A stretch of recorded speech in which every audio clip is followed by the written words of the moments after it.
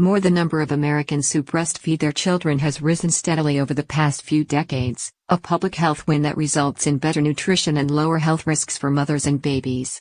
But this positive development is at odds with the interests of the baby formula industry, whose sales in recent years have flattened in the U.S. Companies that make baby formula, Nestle, Abbott, Mead Johnson and Danone, of the top 4 worldwide, have responded by heavily marketing other products within the category of formula food.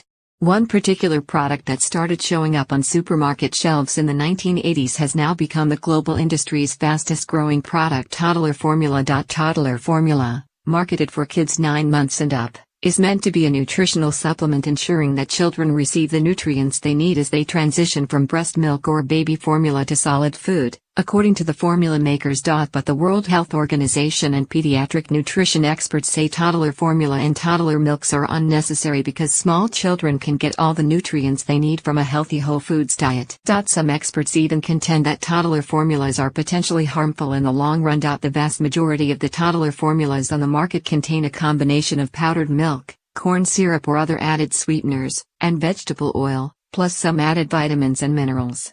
They also offer more sodium and less protein than whole cow's milk, which is what the WHO and the American Academy of Pediatrics recommend for toddlers. The experts say much of the marketing of toddler formulas suggests young children need these products to get their full nutrition, even though industry representatives insist the products are only meant to supplement whole foods. Products like Enfagrow see above are labeled as infant and toddler formula, leading parents to believe the toddler milks are nutritionally similar to infant formula. They are often packaged in the same baby blues and pinks, with happy graphics and promises of growth, that decorate infant formula containers. And they're positioned in the grocery aisle alongside infant formula. It's not surprising that many parents may view them as the next logical step for feeding their growing child. That's really a brilliant strategy, as they've been able to create this new product, use their branding that they've established for their infant formulas, and convince parents who are going through a very difficult transition phase, as they try to get their infants to move from formula to adult food and healthy diets, said Jennifer Harris from the Rudd Center for Food Policy and Obesity at the University of Connecticut. The result? Toddler formula sales worldwide grew 53% between 2008 and 2013, the highest growth rate in the formula milk category, according to a public health nutrition study. U.S. ad spending on toddler formula jumped from $9.7 million in 2011 to $16.8 million in 2015. According to a Rudd Center report. Walmart spokesperson Aaron Hulleberger told HuffPost that the product category has grown in popularity at the huge retail chain over the past few years. And Harris said that preliminary findings from a study she's led, set to be released in September, suggest that more than 40% of Americans may be feeding toddler formula and/or toddler milks to their kids, some of them daily. Companies are exploiting the concern that parents have as they come off routine infant formula that their children are not getting the nutrition they need, said Dr. Steve Abrams, who chairs the Nutrition Committee for the American Academy of Pediatrics. That's not an evidence-based conclusion.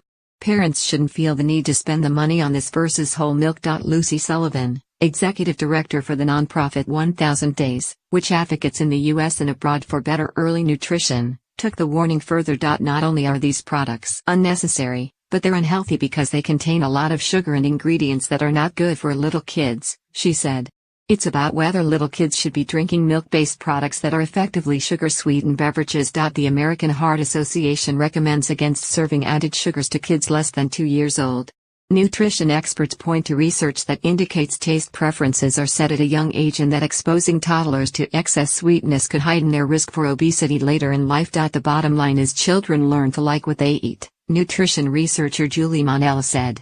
By giving them milk with added sugar, you're teaching them that's what milk is supposed to taste like. When asked about the WHO recommendations and experts' complaints, a Nestle spokesperson told HuffPost, "We prioritize the health and well-being of young children and we take seriously our responsibility to provide nutritious food."